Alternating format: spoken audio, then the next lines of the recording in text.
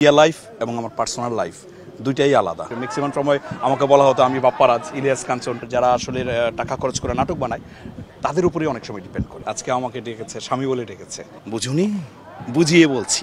আমি সবসময় চাই যে আমার কোয়ার্টিস্টটা ভালো হোক, ফেল করার মতো না, মানে 33 পাবো ইনশাল্লাহ। এটা আমার এত বছরের এক্সপিরিয়েন্স। যখন রাস্তা দিয়ে হেঁটে যায় কেউ যদি বলে যে ভাই আপনার নাটকটা ভালো লাগছে বা আপনার অভিনয় ভালো লাগে, এটা ডেফিনেটলি একজন আর্টিস্ট হিসাবে খুবই ভালো লাগার বিষয়। আর দ্বিতীয় কথা হলো যে কেন পাচ্ছেন না, আমি ইদানিং প্রচুর কাজ করছি আলহামদুলিল্লাহ, সব কিছু মিলিয়ে অনেক ব্যস্ত থাকি, যার কারণে যে দিনগুলো ফ্রি থাকে একেবারে পরিবারের সাথে সময় কাটাতে চাই। আমার মিডিয়া লাইফ এবং আমার পার্সোনাল লাইফ দুইটাই আলাদা। আমি আমার পরিবারের, আমার ওয়াইফ, আমার বাচ্চা আছে, আমি তারা খুব বেশি আমার নাটক দেখে রেগুলার, কিন্তু আমি বাসায় গিয়ে খুব বেশি গল্প করি না, আমার কাজের বিষয়গুলোতে গল্প করি না। যদি কোনো হাসির কোনো কিছু হয় সেক্ষেত্রে একটু গল্প করি। সেই জন্য আমার মিডিয়া লাইফের সাথে আমার যে পার্সোনাল লাইফ, ফ্যামিলি লাইফ, এটাতে খুব বেশি হ্যাম্পার হয় না।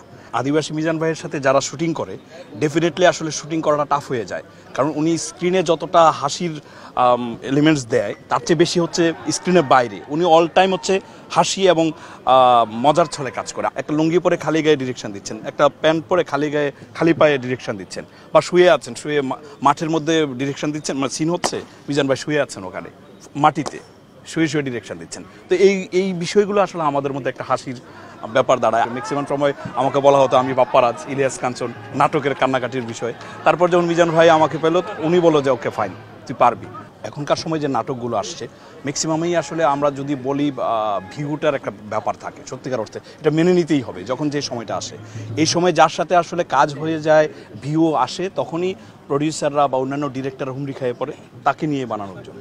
এখন এই ইন্ডাস্ট্রি বা ডিরেক্টর বা প্রডিউসার যারা আসলে টাকা খরচ করে নাটক বানায় তাদের উপরেই অনেক সময় ডিপেন্ড করে। আমি যদি বলি ওর সাথে কাজ করব শুধু, অন্যদের সাথে করবো না, এটা ঠিক নয়। যে আর্টিস্ট হিসেবে আমি সবার সাথে কাজ করতে চাই।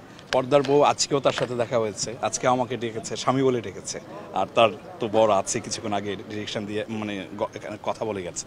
সো দুর্দান্ত লেভেলের একজন অভিনেত্রী, তার সাথে আমার এই সিরিজের আগে আমার সাথে কাজ, আমরা বন্ধু।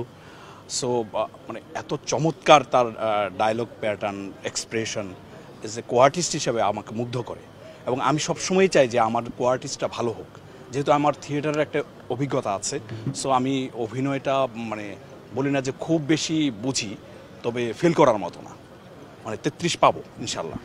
এটা আমার এত বছরের এক্সপিরিয়েন্স। আমাদের একটা কমন এরিয়া আছে, যেন সে যখন কিছু বলে আমি ওমা, মানে এই এক্সপ্রেশনটা হচ্ছে ব্যাক করলে খুব কঠিন। মানে আর একটা হচ্ছে যে আল্লাহ রে, মানে এরকম একটা ও যখন কিছু বলে তখন আমি নিতে পারি না, কারণ ও তো ব্যাককল। আসলে ব্যাককলটা আমাদের সমাজে তো সহজে কেউ নিতে পারে না। তো আমি ম্যাক্সিমাম সময় আমি ঝামেলার মধ্যে পড়ি। ও যখন কোনো কিছু বলতে যায় বা অ্যাক্টিংটা করে ব্যাককলগিরি, যখন আমরা বুঝি না, একেবারে বোকা হয়ে যায়, তখন ও বলে বুঝুনি বুঝিয়ে বলছি।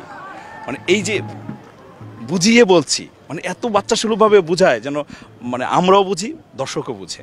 আসলে টাফ। সামনে আমার কাজের প্রচুর কাজ আসবে। মিজান ভাইয়েরও মিনিমাম 15টা নাটক আসবে এই ঈদে। 15টার মধ্যেই আমি আছি। খুব চমৎকার চমৎকার গল্প, এবং আমার বিশ্বাস এই নাটকগুলো যে এই ঈদে আসে, বাংলাদেশের মানুষ মানে জাস্ট কি বলে সেটাকে স্তব্ধ হয়ে দেখবে। এবং আমি এটাও বিশ্বাস করি যে ব্যাককলের সুবিধাটা হচ্ছে এর চেয়ে বেশি ভিউ কিন্তু অনেক নাটক আছে, 50 মিলিয়ন 100 মিলিয়ন ভিউ আছে, কিন্তু ব্যাককলের সুবিধাটা হচ্ছে প্রত্যেকটা সিকোয়েন্স মানুষ ভাবে এটা তার জীবনের গল্প, এবং ডায়লগগুলো সহ মুখস্থ। এটা হচ্ছে এটার প্লাস।